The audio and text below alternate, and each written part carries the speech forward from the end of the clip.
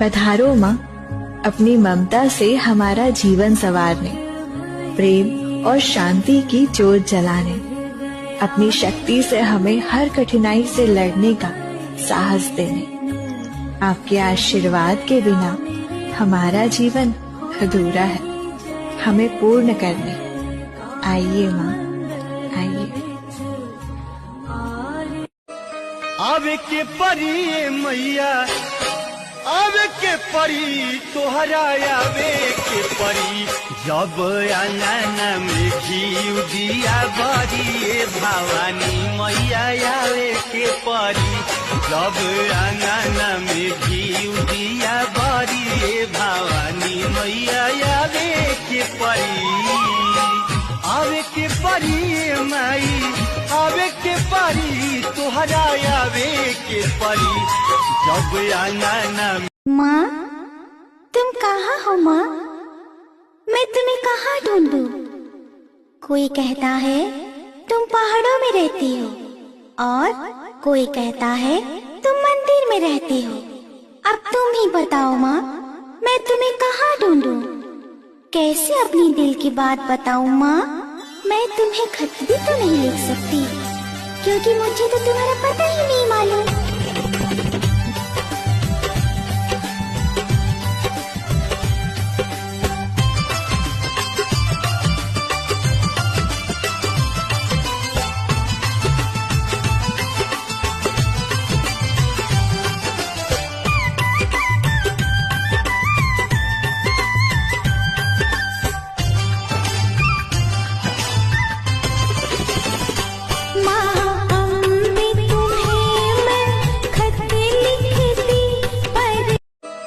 आवे के परी मैया, आवे के परी तोहरा आवे के परी, जब आंगन में घी दिया बरी भवानी मैया आवे के परी, जब आंगन में घी दिया बरी भवानी मैया आवे के परी। आवे के परी माई, आवे के परी तोहरा आवे के परी, जब आंगन में घी दिया बरी भवानी मैया आवे के परी, जब आंगन में घी दिया बरी भवानी मैया आवे के परी।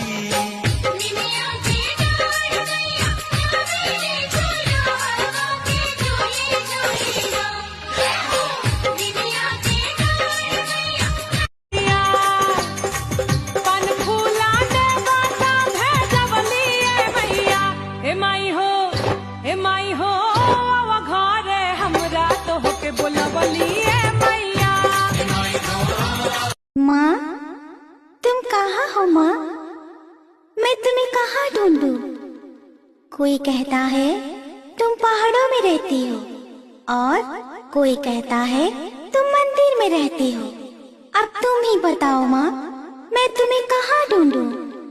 कैसे अपनी दिल की बात बताऊं माँ? मैं तुम्हें खत भी तो नहीं लिख सकती, क्योंकि मुझे तो तुम्हारा पता ही नहीं मालूम।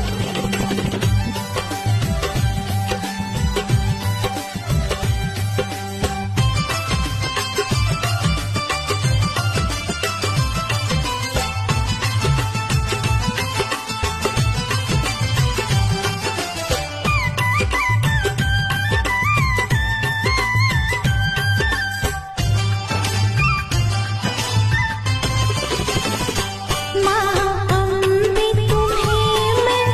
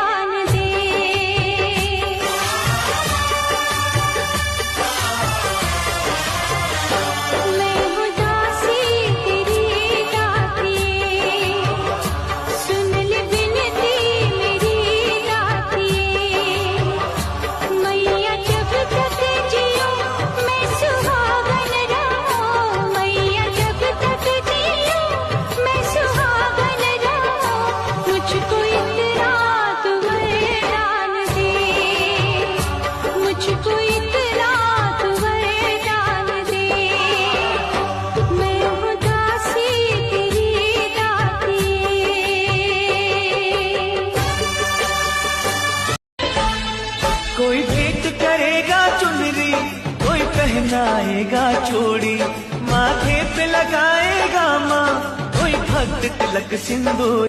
ए जी सुनी ना, बोला हाँ भूखब हम नवरात्र बक्सर से कलसा लैनी, माई के कृपा भइल रहुआ जैसन पति पैनी।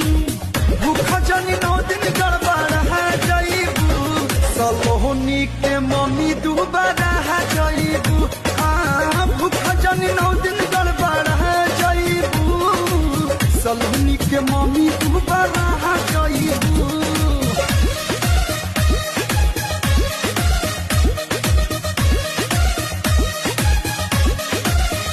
सच्चे दरबार शेरा वाली मैया की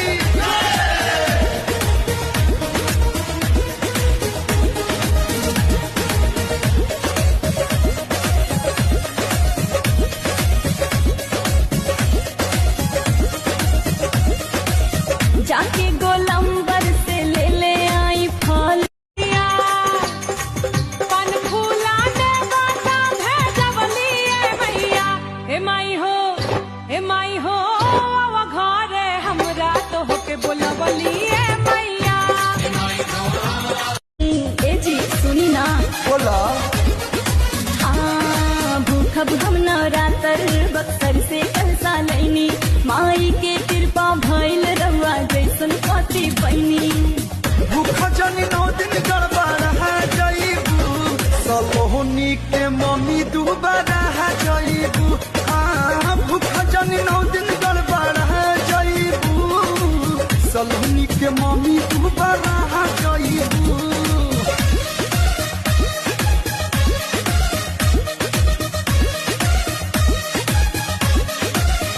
सच्चे दरबार शेरा वाली मैया की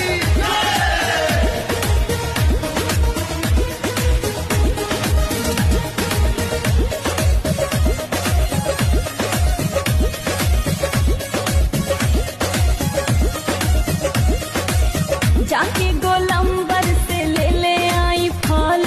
माँ तुम कहाँ हो माँ? मैं तुम्हें कहाँ ढूंढूं? कोई कहता है तुम पहाड़ों में रहती हो, और कोई कहता है तुम मंदिर में रहती हो। अब तुम ही बताओ माँ, मैं तुम्हें कहाँ ढूंढूं?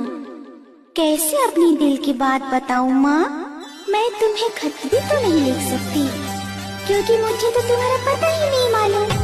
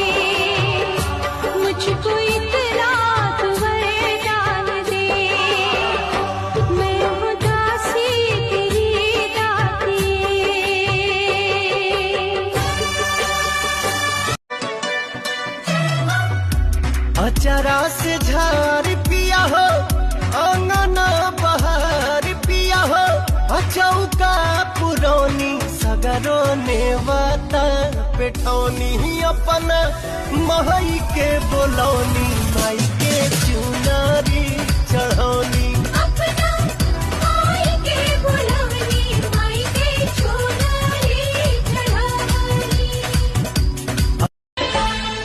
कोई भेंट करेगा चुनरी, कोई पहनाएगा चोड़ी, माथे पे लगाएगा माँ कोई भक्त तिलक सिंदूर।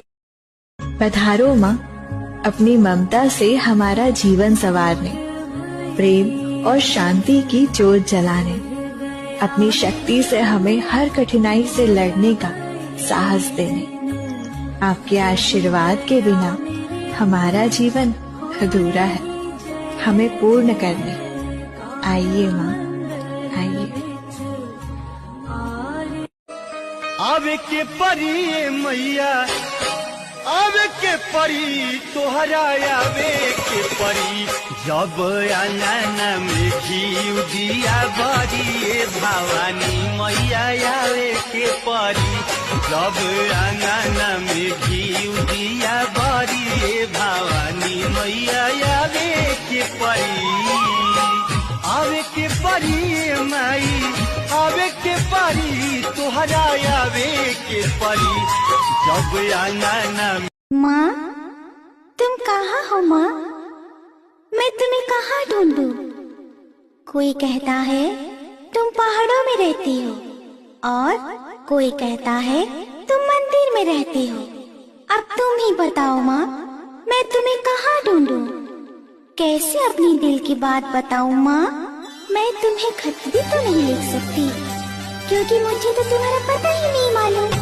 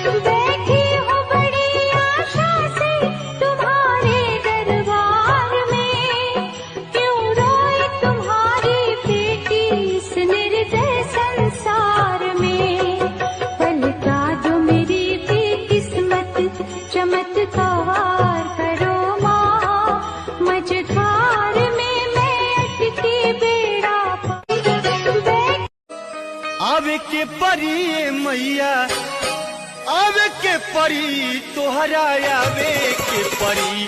जब आंगन में घी दिया बरी भवानी मैया आवे के परी। जब आंगन में घी दिया बरी भवानी मैया आवे के परी। आवे के परी माई, आवे के परी तोहरा आवे के परी। जब आंगन में घी दिया बरी भवानी मैया आवे के परी। जब आंगन में घी दिया बरी भवानी मैया आवे के परी।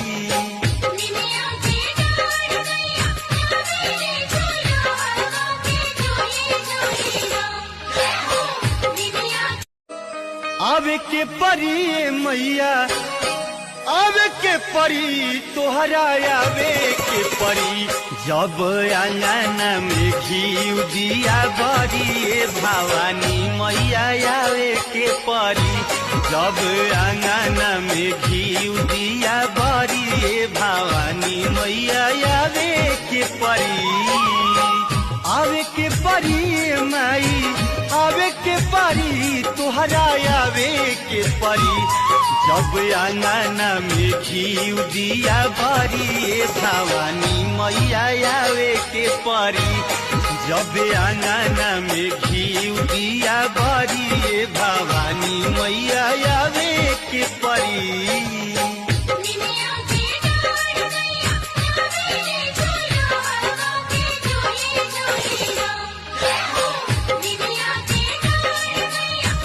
माँ तुम कहाँ हो माँ? मैं तुम्हें कहाँ ढूंढूं?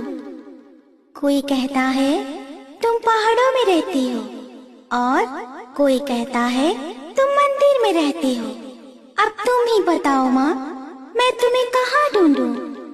कैसे अपनी दिल की बात बताऊं माँ? मैं तुम्हें खत भी तो नहीं लिख सकती क्योंकि मुझे तो तुम्हारा पता ही नहीं मालूम।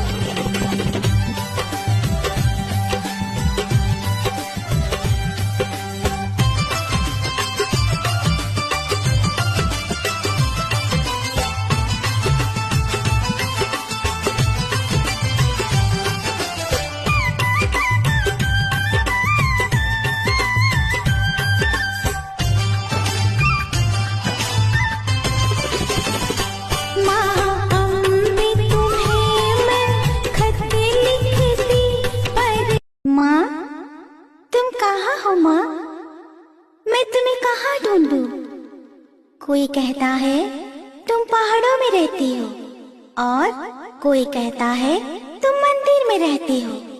अब तुम ही बताओ माँ, मैं तुम्हें कहाँ ढूंढूं?